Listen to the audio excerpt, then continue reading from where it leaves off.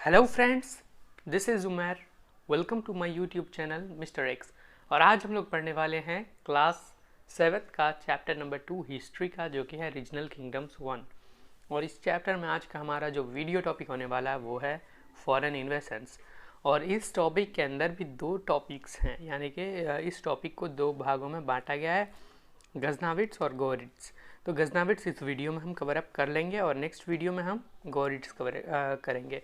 तो और फॉरेन इन्वेशंस से पहले वाला जो टॉपिक है इस चैप्टर का, उन सारे वीडियोस का जो लिंक है वो आपको डिस्क्रिप्शन में मिल जाएगा।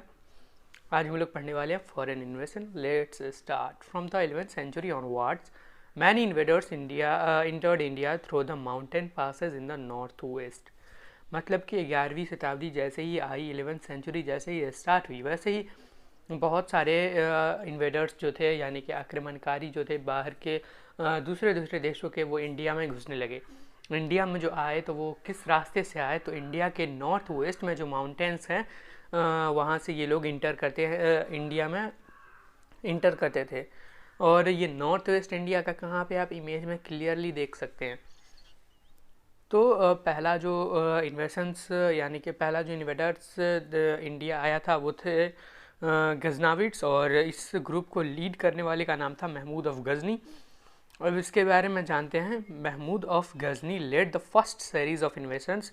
ही was the ruler of Ghazni now in Afghanistan. He had heard of India's wealth, so he decided to build a large army and raid India to collect wealth। मतलब कि महमूद ऑफ गजनी जो था वो मतलब इंडिया में पहला इन्वेस्टमेंट उसी यानी कि पहला आक्रमण इंडिया पे जो हुआ था वो इसी ने किया था। मतलब पूरे इंडिया पे नहीं हुआ था, किसी स्पेसिफिक एरिया पे इसने धीरे धीरे किया था इन्वेशन। तो ये कहाँ का रहने वाला था, ये गजनी का रहने वाला था, वहाँ का रूलर था। और गजनी कहाँ पे है, अफ़गानिस्तान में है।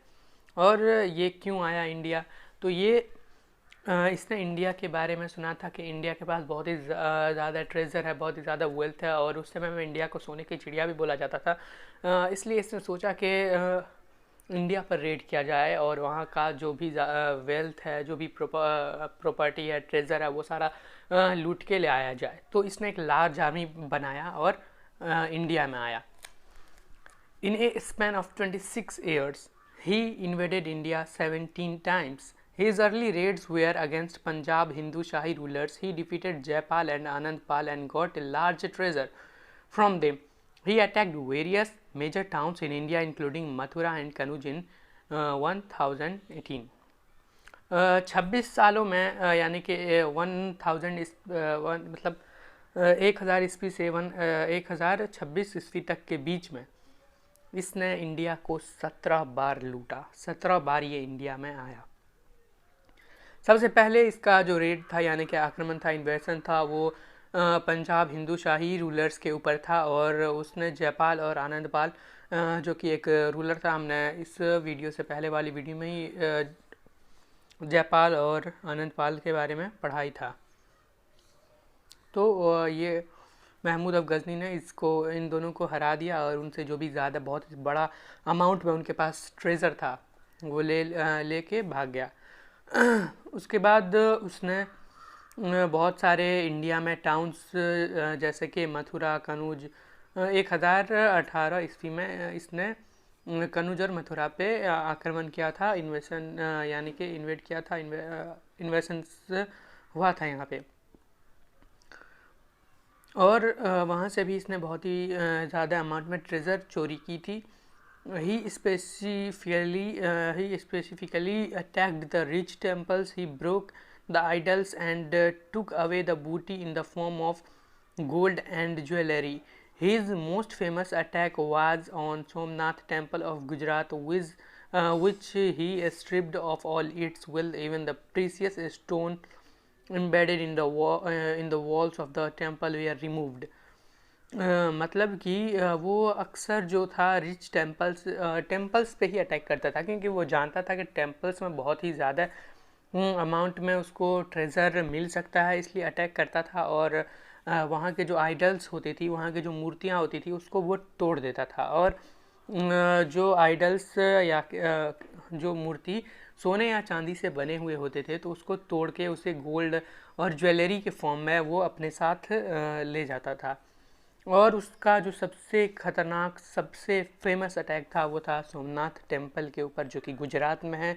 और उसने यहाँ का हर मतलब बहुत ही ज़्यादा वेल्थ कह सकते हैं, सारा ही ट्रेजर यहाँ से उसने लूट लिया। यहाँ तक कि जो प्रीसियस स्टोन्स थे, जो बहुत ही कीमती स्टोन्स यानी कि हीरे होते थे, मतलब हीरे थे, जो कि दीवार में एक तरह से जड़ित थे, यानी कि दीवार में लगे हुए थे, उसे भी इसने छुड़ा के और ले गया, भाग गया।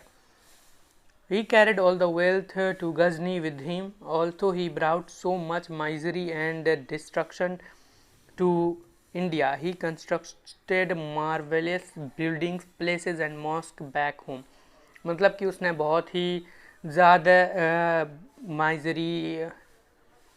बहुत ही ज़्यादा उसने चोरी किया इंडिया से, और बहुत ही ज़्यादा डिस्ट्रक्शन यानी कि बहुत ही ज़्यादा नुकसान पहुंचाया इंडिया वालों को, इंडिया को। और उसने मार्वेलस बिल्डिंग्स, प्लेसेस, मॉस्क ये सब बनवाए। तो ये सब इंडिया में नहीं बनवाए, ये सब अफ़गानिस्तान में जाके अपने होम मतलब अपने अफ़गानिस्तान में जाके वहाँ पे जाके बनाया। यहाँ से लूट के गया और वहाँ पे बनाया। Firdausi wrote Shahnama in his praise. और ये सब जो कि हमने अभी पढ़ा है वो शाहनामा से लिया गया है, और जिसे कि फिरदौसी राइटर ने लिखा था।